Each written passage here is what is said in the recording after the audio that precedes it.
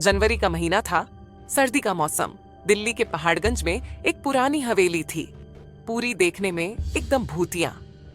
लोग कहते थे कि रात के 12 बजते ही उस हवेली की खिड़कियां खुद ब खुद खुल जाती हैं, दरवाजे खनकते हैं और अजीब आवाजें आती हैं। मेरे बॉस ने मुझे असाइन किया था। उनका एक दोस्त वहां नया कैफे खोलने की सोच रहा था।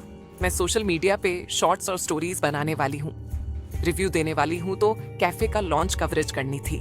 मैंने सोचा, जब मैं रात के 11 बजे हवेली के बाहर पहुंची, मेरा दिल धड़क रहा था। बरसाती हवा भी कुछ अजीब सी चल रही थी, जैसे कोई फेंक फेंक हंसी उड़ा रही हो। हवेली के दरवाजे पे लिखा था, स्वागत है, मगर वो लिखावट पुरानी, पीली पीली और फटी हुई थी।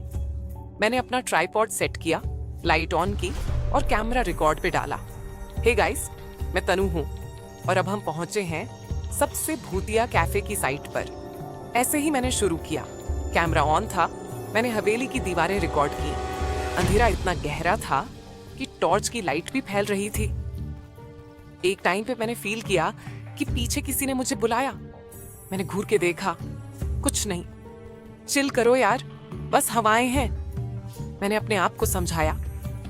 फिर एक अचानक कहीं से हेल्प मी वाली धुंधली आवाज आई, सॉर्ट ऑफ डिस्क्रीट पर बहुत वीक। मैंने बोला, हेलो, कौन है वहां? पर आवाज गायब। मैं हवेली के बड़े दरवाजे की तरफ चली। कैमरा पे फोकस था। दूर से दीवार पे लटका हुआ पुराना घंटा गया। टिंग टोंग, टिंग टोंग। ऐसा लगा जैसे कोई घंटी की तरल बजा रहा हो। मैंने सोचा ये स्पेशल इफेक्ट है कैफे के लिए, पर फिर दरवाजा खुद खुद खंकने लगा, एकदम तेज से। मेरे हाथ का कैमरा हिलने लगा। भाई, ये क्या हो रहा है?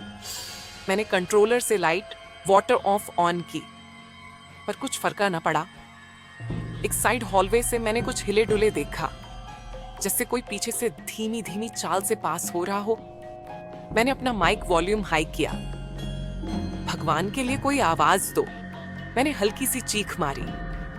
फिर मेरे कैमरे की स्क्रीन पे वॉल मिरर में एक लड़की खड़ी थी, उबला हुआ चेहरा, जुल्फें इधर उधर, उसके बाल सूखे हुए, और पहली नजर में तो पता नहीं चला, पर उसकी आंखें एकदम खूनी, बिना पुपिल के सफेद। मैंने रिकॉर्ड बटन दबाया, झूम करके देखा।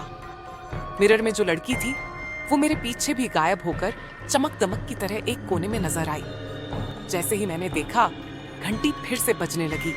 पटकन पटकन, दरवाजा अंदर से बंद हो गया। बूम, अंधेरा टोटल। मैं फी होटल वाली आवाज में चीखी, क्या बकवास चल रहा है यार?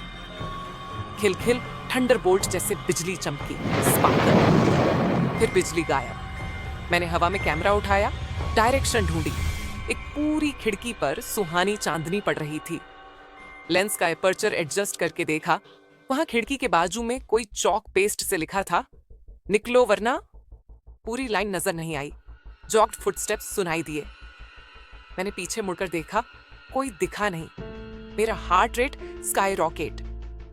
गाड़ी कॉल कर लीजिएगा बॉस, मैंने फोन बोला, पर कॉल कनेक्ट नहीं हुआ, सिग्नल जीरो। मैं भूतों जैसे वैक्यूम क्लीनर टाइम में एक फाड़ के साइड रूम में घुसी। लाइट फ्लिकर कर रही थी। स्पेस बहुत छोटा था। एक फोटो फ्रेम, एक टेबल, एक पुरानी रेडियो सेट जैसा कुछ। रेडियो सेट अपन आप चालू हुई। फोटो फ्रेम में एक पुरानी फैमिली फोटो थी, सारे मुस्कुराते हुए, पर एक कोने में होली के स्टेन्स, लाल लाल चीजें। मैंने अप्रोच करके देखा, स्टेन्स सही में खून ही थे। फिर टीवी जैसे एक छोटा मॉनिटर था, उसमें एक लाठी पीछे से पकड़ के पिया हुआ भूत निकलकर मुट्ठियां पार लगा रहा था। कैमरा हैंडल छूट गया, मेरा शू स्लिप हुआ। मैं घूम फिर की रस्सी की तरह दरवाजे वाली छत पे दौड़ के चढ़ी। हवा से लगता था जैसे कोई गार्ड डॉग के फुटस्टेप्स हो।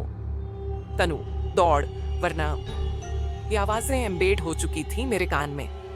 एकदम से एक शैडो मेरी पीठ पर आया, कोट वाला आउटलाइन, लंबे सर, एक हैट भी। मैंने ब्लिंक किया, पर वैभव सा हीरो नहीं था, बल्कि वो पूरी पाले ट्रांसपेरेंट शेप था। 10 दरवाजे का मिलना, पूरी ब्रेथिंग हैवी। दरवाजे तक पहुंची। दरवाजा बंद था। मैं बीम लाइट से लॉक पे फोकस की। उसमें लकीरों के नाम दूध सी लकीरें बनी थीं। तनु। एक हड्डी सी आवाज बोली, तनु।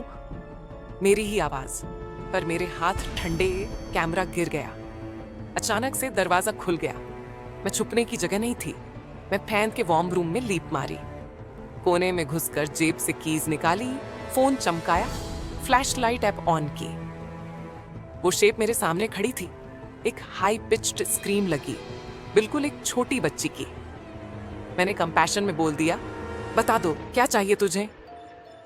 वो गॉथिक मास्क उतारी और एक छोटी सी लड़की मिली। उसकी आंखों में आंसू, पर ब्लड स्टेन्स उसके कपड़ों पर। उसने एक किस्मत की डायरी घुमाई। मैंने फांसी खाई थी इस हवेली में। उसने बताया कि 20 साल पहले एक लड़की आशा यहाँ कैफे स्टाफ थी। बॉस ने उसके साथ बहुत बुरा किया, फ्रॉड में फंसाया, फिर जुल्म से। आशा ने खुदकुशी की और आत्मकथा में लिखा, तनु मेरी कहानी सुन। मैंने डर के बावजूद नोटबुक उठाई। वो डायरी ही उसकी वॉइस रिकॉर्डिंग बन गई।